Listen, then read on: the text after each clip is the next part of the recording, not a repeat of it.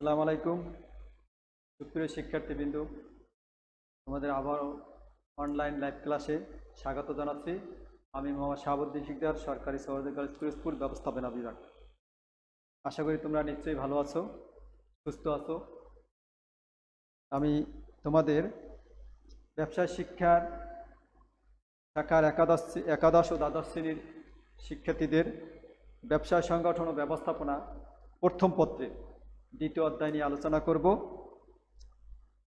দ্বিতীয় অধ্যায়ের যে হেডলাইন রয়েছে দেখো, তোমরা দেখেছি ব্যবসায় পরিবেশ, বিজনেস এনভায়রনমেন্ট। তোমরা জানো যে বিশ্বব্যাপী যে প্রাকৃতিক বিপর্যয়, এটাও কিন্তু একটা পরিবেশের অংশ। আর এই পরিবেশের কারণেই কিন্তু আমাদের ব্যবসায় পরিবেশের যে উপাদানগুলো বিদ্যমান রয়েছে, প্রাকৃতিক, সামাজিক, রাজনৈতিক, অর্থনৈতিক, সাংস্কৃতিক, ধর্মীয়, প্রযুক্তিগত, আইনগত সমস্ত উপাদানগুলোর উপরে কিন্তু প্রভাব বিস্তার করেছে, তোমরা দেখতে পাচ্ছ। সুতরাং আমরা তাহলে একটু পরিবেশ জিনিসটা কি এবং ব্যবসায় পরিবেশটা নিয়ে একটু সংজ্ঞাটা নিয়ে আলোচনা করি। পরিবেশ জিনিসটা কি আসলে? পরিবেশ বলতে আমরা বুঝি যে যেসব পারিপার্শ্বিক অবস্থার মধ্য দিয়ে মানুষ বা মানব জাতি অথবা অন্যান্য প্রাণী হয় ঠিক, তাহলে মানুষ যে পারিপার্শ্বিক অবস্থার মধ্যে বসবাস করে, এই পারিপার্শ্বিক অবস্থাকে এক কথায় আমরা বলি পরিবেশ। অথবা যদি একটু অন্যভাবে বলি, তাহলে যে কোনো অঞ্চলে মানুষের জীবনযাত্রা অথবা অর্থনৈতিক কার্যাবলীর উপরে প্রভাব বিস্তারকারী উপাদানসমূহকে বলা হয় পরিবেশ। এখন এটাকে যদি আমি ব্যবসায় পরিবেশ নিয়ে আলোচনা করি, সেক্ষেত্রে তাহলে ব্যবসায়ের কার্যাবলী পরিচালনা করতে গিয়ে যেসব উপাদানসমূহ প্রত্যক্ষ বা পরোক্ষভাবে ব্যবসায়ের কার্যাবলীকে প্রভাব বিস্তার করে, সেটাকে আমরা বলি ব্যবসায় পরিবেশ। যদি এখন বলা হয়, আমরা দেখেছি যদি আমাদের কোনো কারণে যদি বলা হয় যে কসা নদীর পানি কোনো কারণে যদি কোনো নষ্ট হয়ে যায়, তাহলে সেই যে নষ্ট পানির কারণে প্রাকৃতিক যে মৎস্য সম্পদ সেটা কিন্তু নষ্ট হয়ে যাবে। তারপর পানির ব্যবহারও করা যাবে না। তাহলে এটা কিন্তু আমাদের একটা পরিবেশেরই একটা অংশ। সুতরাং পরিবেশের যদি কোনো কারণে বিপর্যয় দেখা দেয়, সেক্ষেত্রে আমাদের ব্যবসায় পরিবেশ সহ অন্যান্য যেসব পরিবেশ বিদ্যমান রয়েছে সবগুলোর উপরে কিন্তু প্রভাব বিস্তার করবে। তাহলে আমাদের ব্যবসার যে পরিবেশের উপাদানগুলো রয়েছে, আমরা জানি যে প্রাকৃতিক, অর্থনৈতিক, সামাজিক, সাংস্কৃতিক, রাজনৈতিক, ধর্মীয়, প্রযুক্তিগত বা আইনগত প্রতিটা উপাদানের উপাদানই ব্যবসায়কে সরাসরি প্রভাবিত করে থাকে। সুতরাং কোনো কারণে যদি কোনো প্রাকৃতিক বিপর্যয় দেখা দেয়, তাহলে সেটা পরিবেশের উপর, ব্যবসায় পরিবেশের প্রভাব বিস্তার করে। সেটা অর্থনৈতিকও হবে, সামাজিক, সাংস্কৃতিক, রাজনৈতিক, ধর্মীয়, প্রযুক্তিগত, আইনগত প্রতিটা ক্ষেত্রেই কিন্তু বিপর্যয় দেখা দেবে। সুতরাং এগুলো থেকে যদি আমরা পরিত্রাণ পেতে চাই, তাহলে আমরা যদিও পুরোপুরি সেখান থেকে পরিত্রাণ পাবো না, কারণ প্রকৃতির উপর কারো হাত নেই, প্রকৃতির নিজস্ব নিয়মে চলে। সুতরাং তারপর আমাদের প্রতিরোধমূলক আমরা যদি জানতে পারি, তাহলে কিছু প্রতিরোধমূলক ব্যবস্থা গ্রহণ করা যেতে পারে। যাই হোক, আমি দেখি তাহলে আমাদের ব্যবসায় পরিবেশের যে উপাদানগুলো প্রভাব বিস্তার করেছে সেগুলো কি কি। আমার একটা আছে, দেখো, প্রাকৃতিক পরিবেশ।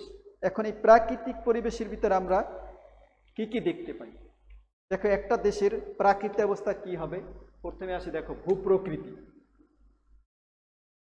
ভূ মানে ভূমির অবস্থা, রূপ, ধরন কেমন। দেখো, কোনো দেশের ভূমি সমতল, উঁচু নিচু, পাহাড়ি, তাহলে এর উপরে নির্ভর করে ওই দেশের কি উৎপাদন কি হবে। কারণ পাহাড়ে এক ধরনের উৎপাদন হয়, সমতল ভূমিতে আরেক ধরনের উৎপাদন হয়। তাহলে সেইগুলো বিষয় বিবেচনা করে তারপর আমাকে কিন্তু ব্যবসায় কার্য পরিচালনা করতে হবে। কারণ ভূপ্রকৃতির যেখানে উঁচু ভূমি আছে, আবার যেখানে সমতল ভূমি, কারণ একই ধরনের কিন্তু পণ্য সেখানে উৎপাদন হয় না, আর সেখানে একই ধরনের কিন্তু ব্যবসা কার্য পরিচালনা করা যায় না। এরপরে জলবায়ু। তোমরা জানো প্রতিটা দেশে, এখন আমাদের দেশে এশিয়া মহাদেশে যে ধরনের জলবায়ু প্রবাহিত হয়, আবার মধ্যপ্রাচ্যে যাও অথবা ইউরোপ কান্ট্রিতে যাও অথবা আমেরিকায় সে ধরনের কিন্তু জলবায়ু পাওয়া যাবে না। সুতরাং তার উপর নির্ভর করে আমাদের উৎপাদন ব্যবস্থা কেমন হবে, উৎপাদন ব্যবস্থা নির্ভর করে আমাদের ব্যবসায় অবস্থা কী হবে, ব্যবসায় পরিবেশ কী রূপ হবে। সুতরাং জলবায়ুর অনুযায়ী, যেমন সেখানে যে ধরনের পোশাক, শীতপ্রধান দেশে যে ধরনের পোশাক তারা পরিধান করে থাকে, আমরা কিন্তু সেই ধরনের পোশাক পরিধান করি না। তাহলে সেখানে কিন্তু সারা বছরই প্রায় শীত বস্ত্র, ওই ধরনের পরিধেয় বস্ত্র কিন্তু ব্যবহার করা হয়ে থাকে, কিন্তু আমরা কিন্তু সে ধরনের ব্যবহার করি না। সুতরাং তাদের ওখানে যে রকমের ওই পণ্যের চাহিদা আছে, সেই ধরনের পণ্যের চাহিদা কিন্তু আমাদের দেশে থাকবে না। সুতরাং এই অবস্থাটা চিন্তা ভাবনা করে কিন্তু আমাদের পণ্য উৎপাদন করতে হবে। তারপরে দেখা গেছে সাগর নদ নদী। সাগর নদ নদী, তাহলে আমরা জানি আমরা আমরা নদী প্রধান, নদী বেষ্টিত দেশ, কিন্তু এখানে যে ধরনের যোগাযোগ ব্যবস্থা বিদ্যমান রয়েছে অন্যান্য দেশে সে ধরনের যোগাযোগ ব্যবস্থা বিদ্যমান নাও থাকতে পারে। তাহলে কারণ নদী পথে বা সমুদ্র পথে পণ্য পরিবহন সহজ হয়, আর স্থলপথে অথবা আকাশপথে পরিবহন ব্যয়বহুল। সুতরাং যেখানে নদীবহুল সেখানে যোগাযোগ ব্যবস্থার কারণে ব্যবসায় পণ্য পরিবহনে কিন্তু আমাদের অর্থনৈতিকভাবে আমরা সাশ্রয়ী হয়ে থাকি। সুতরাং এইভাবে এই চিন্তা ভাবনা করেও কিন্তু ওই ধরনের পণ্য আমাকে তৈরি করতে হবে, ওই ধরনের ব্যবসায় আমাদের সৃষ্টি করতে হবে, পরিচালনা করতে হবে। পরে দেশের আয়তন। দেশের আয়তন, দেশের আয়তন দেখা গেছে কোন কোন দেশের আয়তন কিন্তু একদম ছোট অথবা আয়তন বড়। তাহলে আয়তন অনুযায়ী আবার জনসংখ্যা কোথাও কোথাও বেশি আছে, আবার কোথাও কোথাও কম রয়েছে। তাহলে পণ্যের চাহিদা কিন্তু নির্ভর করে আয়তন একটা ব্যাপার, আর একটা হলো জনসংখ্যার উপরে। তাহলে জনসংখ্যা যেখানে যত বেশি সেখানে পণ্যের চাহিদা তত বেশি হবে, আবার সেখানে কোন ধরনের পণ্য ক্রেতারা পছন্দ করে আমাদের সেই ধরনের ব্যবসায় পরিচালনা করতে হবে। তারপরে খনিজ সম্পদ। খনিজ সম্পদ, তাহলে দেখা যাচ্ছে আমাদের দেশে খনিজ সম্পদ তেমন কি, আমরা যদি বলি মধ্যপ্রাচ্যে তেল সম্পদ আছে, খনিজ সম্পদ, তাহলে তাদের ব্যবসায় প্রতিষ্ঠানগুলো কিন্তু ওই ধরনের, আমাদের দেশে কিন্তু সেই ধরনের নয়। ওই ধরনের যদি গঠন করা হয় তাহলে আমাদের ব্যবসায় কিন্তু পরিচালনা করা সম্ভব হবে না। সুতরাং এই খনিজ সম্পদের নির্ভর একটা দেশের ব্যবসায় পরিবেশ কী রকমের হবে সেটা নির্ভর করে। আমরা আবার অর্থনৈতিক দিকে যাই। অর্থনৈতিক, সঞ্চয় ও বিনিয়োগ। তাহলে সঞ্চয় বিনিয়োগ নির্ভর করে একটা দেশের রাজনৈতিক অবস্থা কেমন আছে, অর্থনৈতিক রাজনৈতিক অবস্থা, রাজনৈতিক পরিবেশ পরিস্থিতি কেমন আছে, আইন শৃঙ্খলা পরিস্থিতি কেমন আছে, তার উপর নির্ভর করবে বিনিয়োগ। যদি পরিবেশ পরিস্থিতি ভালো থাকে তাহলে বাহির থেকে বিভিন্ন উদ্যোক্তারা এখানে এসে বিনিয়োগ করবে, আর যদি দেখা যায় পরিবেশ ভালো না থাকে তাহলে তারা বিনিয়োগ করবে না, আর বিনিয়োগ যদি না করে তাহলে সেক্ষেত্রে সঞ্চয় হবে না। আবার একটা জিনিস সঞ্চয় নির্ভর করে ওই দেশের ভোগ ব্যয় কেমন, ভোগ ব্যয় সেটা কি বেশি নাকি কম। যদি ভোগ ব্যয় কম হয় তাহলে সঞ্চয়ের পরিমাণ বেড়ে যাবে, আর যদি ভোগ ব্যয় বেশি হয় তাহলে সঞ্চয়ের পরিমাণ বেড়ে যাবে। তাহলে ব্যয় বাড়লে সঞ্চয় কমবে, আর যদি সঞ্চয় ব্যয় কমে তাহলে সঞ্চয় বৃদ্ধি পাবে। সুতরাং তাহলে বিনিয়োগের সাথে সঞ্চয়ের সম্পর্ক রয়েছে, আবার ব্যয়ের সাথে কিন্তু একটা সঞ্চয়ের সম্পর্ক রয়েছে। সুতরাং সেটা ব্যবসায় পরিবেশের উপর নির্ভর করবে এখানে বিনিয়োগ কেমন হবে, সঞ্চয় কেমন হবে। সুতরাং ব্যবসায় পরিবেশের উপর কিন্তু একটা বড় রকমের প্রভাব বিস্তার করে থাকে। এরপরে মূলধন। মূলধনের উৎসগুলো কোথায়, কোথা থেকে মূলধন পাওয়া যাবে, এই আর্থিক প্রতিষ্ঠান সমূহগুলো কি কি। তাহলে মূলধন সংগ্রহ করতে যদি কোনো বিনিয়োগকারীকে অথবা ব্যবসায়ীকে যদি সহজেই সে মূলধন পেতে পারে তার উৎসগুলা, তাহলে সেখানে সে বিনিয়োগ করবে, আর সেখানের উৎপাদনও যেমন বৃদ্ধি পাবে, আর্থিক অবস্থাও ভালো হবে, এবং মানুষের দেশের জাতীয় যে আয় সেই জাতীয় আয়ও কিন্তু বৃদ্ধি পাবে। তারপর যদি আমি বলি আরেকটু বলেছি যে জাতীয় আয়, জাতীয় আয়, তাহলে জাতীয় আয় নির্ভর করে একটা দেশের উৎপাদন কেমন আছে, তারপরে বাহির থেকে তার কি পরিমাণ রেমিটেন্স আছে তার উপর নির্ভর করে একটা দেশের জাতীয় আয়। তাহলে জাতীয় আয় যদি একটা দেশের বৃদ্ধি পায় তাহলে জাতীয় আয় বৃদ্ধি পেলে মাথা পিছু আয়ও বৃদ্ধি পাবে। তাহলে এক্ষেত্রে দেখা গেছে ব্যবসায় পরিবেশের উপর কিন্তু এই জাতীয় আয় কিন্তু প্রভাব বিস্তার করে থাকে। যদি জাতীয় আয় বাড়ে তাহলে ব্যবসায়ও কিন্তু পরিচালনা করতে সহজ হয়, তার বিনিয়োগ কি বলে ওটা কেমন বলি আর্থিকভাবেও কিন্তু লাভবান হবে ব্যবসায়ীরা।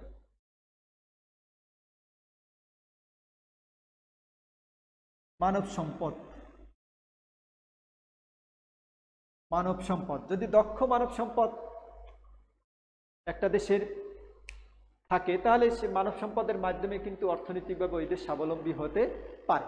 তাহলে তার সেক্ষেত্রে তার ব্যবসায় যে পরিবেশ সেটাও কিন্তু উন্নত হবে। যেমন আমি যদি বলি গণচীনের কথা, গণচীনে তারা কিন্তু গণচীনের যে মানব জাতিকে তারা মানব সম্পদে রূপান্তর করতে পেরেছে। এই জন্য আমরা দেখি প্রতিটা ক্ষেত্রে প্রযুক্তিগত ক্ষেত্রে কিন্তু চীন উন্নত, অন্যান্য বিশ্বের সাথে কিন্তু পাল্লা দিয়ে তারা প্রতিযোগিতায় অবতীর্ণ হতে পারছে। এর কারণেও তাদের দক্ষ মানব সম্পদের জন্য। সুতরাং দক্ষ মানব সম্পদ কিন্তু একটা ব্যবসায় পরিবেশের জন্য অথবা ব্যবসায়ের জন্য একটা কিন্তু বিরাট উপাদান হিসেবে বা নিয়ামক হিসেবে কাজ করে থাকে। এরপর আসি আমরা সামাজিক, সামাজিক এক হলো জনসংখ্যা।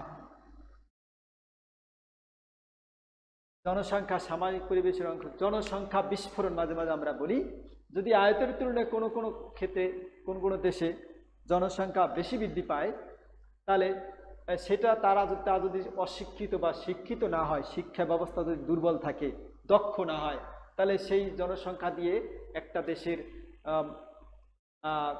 ওটা কি বলে আমরা জনসংখ্যা সেটাকে মানব সম্পদ নামে সেটা কখনো কখনো সেটা একটা দেশের বোঝা হয়ে দাঁড়ায়। সুতরাং জনসংখ্যার উপর নির্ভর করে, সেটা যদি দক্ষ হয় তাহলে সেক্ষেত্রে ব্যবসায় পরিবেশ উন্নত হবে এবং ওই দেশের জাতীয় আয় কিন্তু বৃদ্ধি পাবে। এর সাথে বলা আছে, আমি বলি আগেও, শিক্ষা। অর্থাৎ যে জাতি যত শিক্ষিত সে জাতি তত ভদ্র, সে জাতি সামাজিক রাজনৈতিক সব দিক দিকেই সবসময় এগিয়ে থাকে। সুতরাং শিক্ষাও কিন্তু ব্যবসায়ের উপর একটা প্রভাব বিস্তার করে থাকে। এরপরে বেকারত্ব। বেকারত্ব, বেকারত্ব কেন হয়? অর্থাৎ কোনো দেশের কোনো জাতি অর্থাৎ তার যোগ্যতা থাকা সত্ত্বেও যদি তাদের কাজে নিয়োজিত করা না হওয়া যায় তাহলে কি আমরা বলি বেকারত্ব। আর এই বেকারত্ব বৃদ্ধি পাওয়ার কারণ হলো একটা দেশের যদি কোনো বিনিয়োগ না থাকে, শিল্পায়ন যদি না হয়, তাহলে কিন্তু বেকারত্ব বৃদ্ধি পাবে।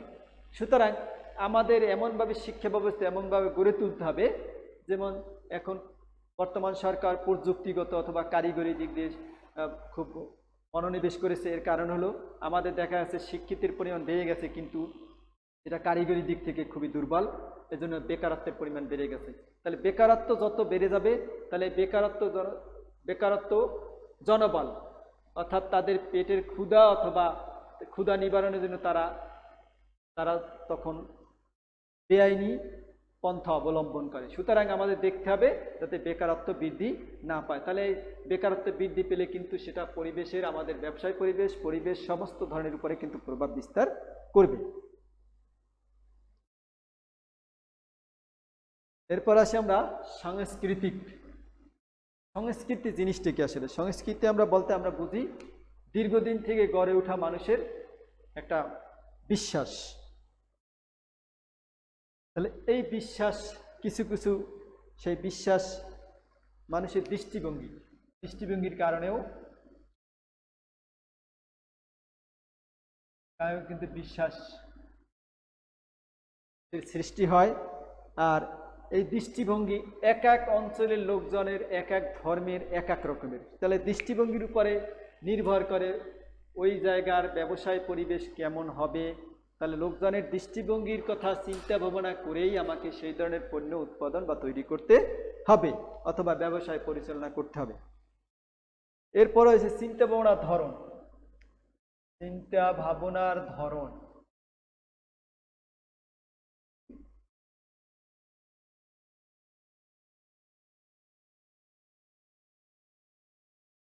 তাহলে শিক্ষিত এবং অশিক্ষিত, জ্ঞানীগুলির চিন্তা অথবা মূর্খের চিন্তা দুইজন দুই রকমের। তাহলে লোকজনের চিন্তা চেতনা, ধ্যান ধারণা, ধ্যান জ্ঞানের উপর নির্ভর করবে তারা কি চায়, তাদের চাহিদা কি ধরনের। সেই ধরনের ব্যবসায় যদি পরিচালনা করা যায় তাহলে ব্যবসায়ের সফলতা অবশ্যই আসবে। আর যদি দৃষ্টিভঙ্গির চিন্তা ভাবনা না করে কোনো ব্যবসায়ী তার নিজের মন গড়া অথবা নিজের মতো করে ব্যবসা পরিচালনা করতে যায় তাহলে কখনই তার সফলতার মুখ দেখতে পাবে না। তারপরে আমরা দেখেছি নীতি নৈতিকতা। নীতি নৈতিকতা, তাহলে নীতি আমরা বলতে বুঝি দেশের প্রচলিত অথবা দীর্ঘদিন থেকে গড়ে ওঠা কিছু নিয়ম কানুন। আর নৈতিকতা কি? নৈতিকতা বলতে আমরা যেটা বুঝি আসলে কোনো ব্যবসায়ের ক্ষেত্রে তার পণ্যের গুণগত মান কোনটা ভালো কোনটা মন্দ সেগুলো ক্রেতার কাছে প্রকাশ করে দেওয়া, বলে দেওয়া। তাহলে এই যে নীতি নৈতিকতা, ব্যবসার ক্ষেত্রে যে ব্যবসায়ের নীতি নৈতিকতা যত বেশি উন্নত হবে, উন্নত মনোবল হবে, তার ব্যবসায়ের সফলতা অথবা সাফল্য খুব তাড়াতাড়ি চলে আসবে। সুতরাং নীতি নৈতিকতার উপর আমাদের নির্ভর করে ব্যবসায় কিভাবে পরিচালনা হবে কি হবে না। তারপরে পছন্দ অপছন্দ রুচি, পছন্দ অপছন্দ রুচিবোধ।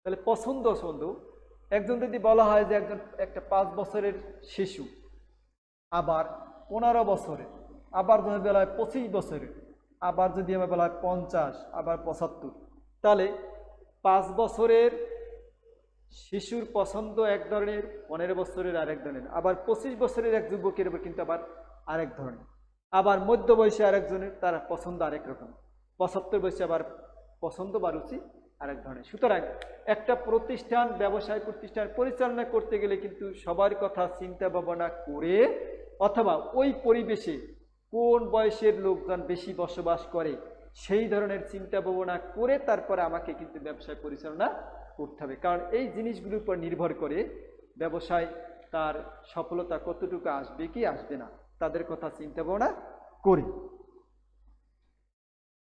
তারপর যদি বলা হয় আচার অনুষ্ঠান, আচার অনুষ্ঠান,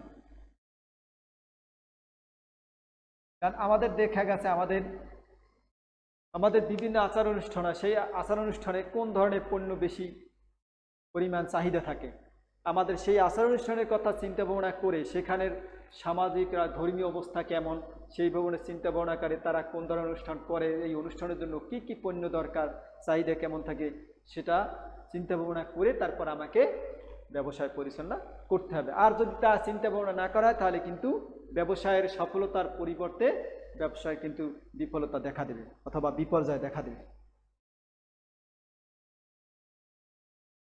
এরপরে আমরা আসি রাজনৈতিক, অর্থাৎ একটা দেশের বিভিন্ন ধরনের রাজনৈতিক দল থাকে। এই রাজনৈতিক দলের মধ্যে যদি সহমর্মিতা থাকে তাহলে একটা দেশের পরিবেশ পরিস্থিতি ভালো থাকে। সেই পরিবেশ পরিস্থিতি সমস্ত ধরনের পরিবেশের উপর কিন্তু রাজনৈতিক পরিবেশের অথবা রাজনৈতিক দলের উপর এটা কিন্তু প্রভাব থাকে। সুতরাং তাহলে দেশের সরকার ব্যবস্থা,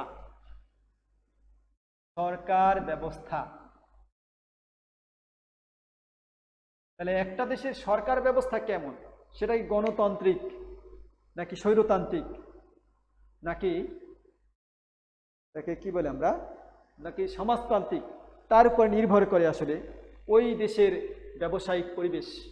কারণ সরকার যেভাবে যে নীতি নিয়মকানুনের মধ্যে দিয়ে পরিচালনা হচ্ছে সেই নীতি কানুনের দিকে তাকিয়ে তারপর আমাকে ব্যবসায় পরিচালনা করতে হবে। সুতরাং সরকার ব্যবস্থা কেমন, কি হবে সরকারের ব্যবস্থা, তার উপর নির্ভর করে কিন্তু আমাদের ব্যবসায় পরিবেশ বা ব্যবসায় সংগঠন। এবার রাজনৈতিক দল, রাজনৈতিক দল বা প্রতিষ্ঠানসমূহ। বিভিন্ন রাজনৈতিক দল এক এক সময় এক এক রাজনৈতিক দল ক্ষমতা থাকে এবং তাদের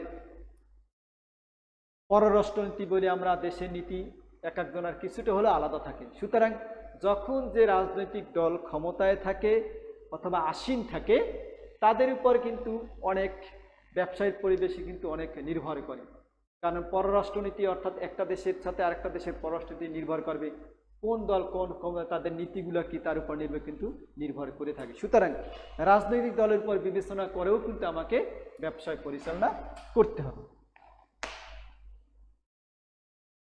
এরপরে থাকে আইন শৃঙ্খলা পরিস্থিতি। আইন শৃঙ্খলা, তাহলে আইন শৃঙ্খলা পরিস্থিতি রাজনৈতিক দলের উপর যেমন নির্ভর করে তেমনি আইন শৃঙ্খলা যারা বাহিনী থেকে তাদের উপরে কিন্তু নির্ভর করে থাকে। তাহলে রাজনৈতিক দল যদি তারা কঠোর হস্তে আইন শৃঙ্খলা পরিস্থিতি রক্ষণাবেক্ষণ করে থাকে তাহলে সেখানে যেমন কোনো ধরনের বিশৃঙ্খল পরিবেশ দেখা দিবে না। যদি বিশৃঙ্খল পরিবেশ দেখা দেয় তাহলে বাহিরের যারা বিনিয়োগকারী থাকবে তারা কিন্তু তাদের মূলধন তুলে নিয়ে চলে যাবে। সুতরাং সেক্ষেত্রে কিন্তু আমাদের ব্যবসায় পরিবেশের কিন্তু একটা বিপর্যয় দেখা দেবে। তাহলে আইন শৃঙ্খলা পরিস্থিতি যে দেশে যত বেশি উন্নত, যত বেশি স্থিতিশীল, সেই দেশের ব্যবসায় পরিবেশ তত বেশি মজবুত অথবা শক্তিশালী। তারপরে রাজনৈতিক দলের মতাদর্শ, অর্থাৎ এক এক ধরনের রাজনৈতিক দলের মতাদর্শ, অর্থাৎ বিভিন্ন রাজনৈতিক বিভিন্ন ব্যক্তির, আন্তর্জাতিক বিভিন্ন ব্যক্তির মতাদর্শ অনুযায়ী চলে। সুতরাং তাদের মতাদর্শ যেভাবে যে মতাদর্শ নিয়ে চলে তাদের সেই মতাদর্শ চিন্তা ভাবনা করে আমাদের কিন্তু ব্যবসায় পরিবেশের দিকেও খেয়াল রাখতে হবে। এরপর আসি ধর্মীয়। আমরা দেখেছি ধর্মীয় যদি বলা হয় যে আমাদের দেশে অথবা মধ্যপ্রাচ্যে অথবা মুসলিম বিশ্বে যেমন মদ পান, মদ্যপান অথবা মাদক জাতীয়, নেশা জাতীয় যেসব দ্রব্য আছে সেগুলো কিন্তু আমাদের নিষিদ্ধ। আবার যদি আমরা বলি এখন ইউরোপ কান্ট্রি অথবা আমেরিকা মহাদেশের অন্যান্য দেশে কিন্তু এইসব পণ্য সহজেই পরিচালিত অথবা এগুলা কিন্তু উৎপাদিত হয় অথবা ব্যবহার করা হয়। সুতরাং এখানে যদি আমাদের দেশে কেউ যদি এই ধরনের নেশা জাতীয় পণ্য বিক্রির চেষ্টা করে তাহলে সেটা যেমন দেশের জন্য অবৈধ আবার ধর্মের ক্ষেত্রে কিন্তু অবৈধ। সুতরাং এই ব্যবসা কিন্তু পরিচালনা করা কখনোই সম্ভব হবে না। তাহলে ধর্মের বহুত্ব, একটা আছে ধর্মের বহুত্ব, অর্থাৎ বলা হয়েছে বহু ধর্মের লোক যেখানে বসবাস করে সেখানে কিন্তু সেই ধর্মের কথা চিন্তা ভাবনা করে তাদের পণ্যের ব্যবসা পরিচালনা করতে হবে। কোন ধর্ম কোন ধরনের পণ্য পছন্দ, কোন ধর্মের লোক কোন ধরনের পণ্য, কোন ধরনের আচার অনুষ্ঠান, তাদের ঐতিহ্য কি, আচার অনুষ্ঠান কি, তাদের মনোভাব কেমন, এগুলো চিন্তা ভাবনা করে কিন্তু তারপর আমাদের ব্যবসায় পরিচালনা করতে হয় যারা ব্যবসায় পরিচালনা করে। এটা হলো ধর্মের বহুত্ব। এরপর হলো ধর্মীয় বিশ্বাস। আগেই বললাম তোমাদের, যেমন মুসলিম বিশ্বে মুসলমানদের জন্য সমস্ত ধরনের নেশা জাতীয় বা নেশা যা মানুষের মস্তিষ্কে বিগে এগুলো কিন্তু নিষিদ্ধ। কিন্তু অন্যান্য কিন্তু রাষ্ট্র যারা আছে, ইউরোপের কথা বলছি আমি, ওয়েস্টার্ন কান্ট্রির কথা বলছি, তারা কিন্তু মদ্যপানে কিন্তু তাদের ক্ষেত্রে কোনো ধর্মীয় বিধিনির্দেশ নেই। তাহলে সেখানে কিন্তু এই ব্যবসাটা কিন্তু পরিচালনা করা কিন্তু আমাদের দেশের পক্ষে সেটা সম্ভব না। সুতরাং সেইগুলো চিন্তা ভাবনা করে কিন্তু আমাদের ব্যবসা পরিচালনা করতে হবে অথবা প্রতিষ্ঠান গড়ে তুলতে হবে।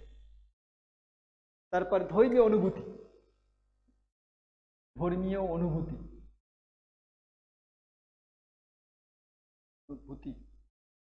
তাহলে এক এক ধর্মের অনুভূতি কিন্তু এক এক রকমের। যদি বলা হয় যে আমাদের দেশে মুসলিম বিশ্বে শুকরের মাংস খাওয়া হারাম, কিন্তু অন্যান্য দেশে কিন্তু সেটা অধিকাংশ দেশে নেই। সুতরাং সেই ধর্মীয় অনুভূতিতে এমন কোনো কাজ করা যাবে না যে অন্য ধর্মের উপরে আঘাত আসে। তাহলে আমাদের ব্যবসায় পরিচালনা করতে সেই দিক খেয়াল রেখে তারপর আমাদের কিন্তু ব্যবসায় পরিচালনা করতে হবে। আরো আছে যদিও তোমাদের তোমরা একটু দেখে নেবে বই থেকে যদিও। এরপরে আছে প্রযুক্তিগত। তাহলে আমরা দেখেছি বিজ্ঞান, বিজ্ঞানের ব্যবহার, চর্চা, কারিগরি জ্ঞান, গবেষণাধর্মী জ্ঞান যেখানে যত বেশি, সেই দেশ কিন্তু তত বেশি উন্নত। আমরা গণচীনের কথা বলি, মার্কিন যুক্তরাষ্ট্রের কথা বলি, ইউরোপের স্পেন বা অন্যান্য ইতালি, এইসব দেশ এরা কিন্তু প্রযুক্তিগত অর্থাৎ বিজ্ঞানের যে ব্যবহার, সেই বিজ্ঞানের পরিপূর্ণ ব্যবহার তারা করতে পেরেছে বিধায় কিন্তু তারা কিন্তু ব্যবসায়িক বলি সব দিক থেকে কিন্তু উন্নত। অর্থাৎ আধুনিক প্রতিযোগিতামূলক বিশ্বের সাথে তাল মিলিয়ে চলতে গেলে কিন্তু আমাকে কিন্তু প্রযুক্তিগতভাবে অবশ্যই অগ্রসর হতে হবে। সুতরাং যে দেশ যত বেশি ব্যবসায়ের ক্ষেত্রে অথবা উৎপাদন প্রতিষ্ঠানের সাথে যুক্ত হতে পারবে প্রযুক্তিগত দিক থেকে, সেই দেশ তত বেশি উন্নত হবে, সেটা তাদের জাতীয় আয় বৃদ্ধি পাবে, মাথা পিছু আয় বৃদ্ধি পাবে। সুতরাং তাহলে প্রযুক্তির একটা হলো আমরা আগে বলেছি বিজ্ঞান, বিজ্ঞান ও কারিগরি শিক্ষা, কারিগরি শিক্ষা। তাহলে আমাদের বিজ্ঞান কি? বিশেষভাবে গবেষণার মাধ্যমে কোনো কিছু তৈরি করা, সৃষ্টি করা অথবা খুঁজে বের করা বিজ্ঞান। আর কারিগরি জ্ঞান অর্থাৎ টেকনোলজিক্যাল জ্ঞানটা যেখানে বেশি সেখানে কিন্তু উন্নত। সুতরাং আমাদের কিন্তু বিজ্ঞান এই কারিগরি শিক্ষায় যদি আমরা উন্নত না হতে পারি, তাহলে কিন্তু আমরা এই বর্তমান যে প্রতিযোগিতামূলক, তীব্র প্রতিযোগিতামূলক বাজারের সাথে আমরা কিন্তু টিকে থাকতে পারবো না। সুতরাং আমাদের ব্যবসায় করতে গেলে অথবা ব্যবসায় প্রতিষ্ঠান পরিচালনা করতে গেলে কিন্তু এই দিকগুলো কিন্তু আমাদের বিবেচনায় নিতে হবে। এরপরে যদি আরেকটা হলো প্রযুক্তি আমদানির সুযোগ, আমদানির সুযোগ। আরেকটা ব্যাপার হলো যে প্রযুক্তি সব ক্ষেত্রেই যে, কারণ প্রযুক্তি তৈরি করার, প্রযুক্তির ব্যবহার, বিজ্ঞানের ব্যবহার সব ক্ষেত্রে কিন্তু নির্ভর করে আমাদের কিন্তু অর্থনৈতিক অবস্থার উপরে। তাহলে অর্থনৈতিক অবস্থার উপর দেখা যায় যদি সেই প্রযুক্তি ব্যবহার করতে না পারি, আমরা উৎপাদন তৈরি করতে না পারি, তাহলে কিন্তু সেটা আমাদের কিন্তু আমদানি করতে হয়। তাহলে সরকারকে এমন কিছু ভাবে আমদানির সুযোগ রাখতে হবে যাতে উন্নত প্রযুক্তিগুলো আমাদের দেশে আমরা নিয়ে আসতে পারি এবং সেটা আমরা ব্যবসায়ের ক্ষেত্রে আমরা ব্যবহার করতে পারি। তাহলে সেক্ষেত্রে ব্যবসায় কিন্তু উন্নত পরিবেশ বিরাজ করবে। এরপরে আসি আমরা আইনগত পরিবেশ। আইনগত পরিবেশ, তাহলে আইনের ভিতরে কি কি আছে আইনগত? দেখো আমরা বাণিজ্যিক আইন, বাণিজ্যিক আইন অর্থাৎ আমাদের বাণিজ্যগুলো কিভাবে চলবে তার কিছু নিয়ম কানুনের ভিতরে শিল্প আইন, শিল্প আইন, পরিবেশ সংক্রান্ত আইন, পরিবেশ সংক্রান্ত বা পরিবেশ সংক্রান্ত আইন, পরিবেশ সংক্রান্ত আইন, সমবায় আইন, বিনিয়োগ আইন, সমবায় আইন, বিনিয়োগ আইন, বিনিয়োগ নীতি, বিনিয়োগ আইন।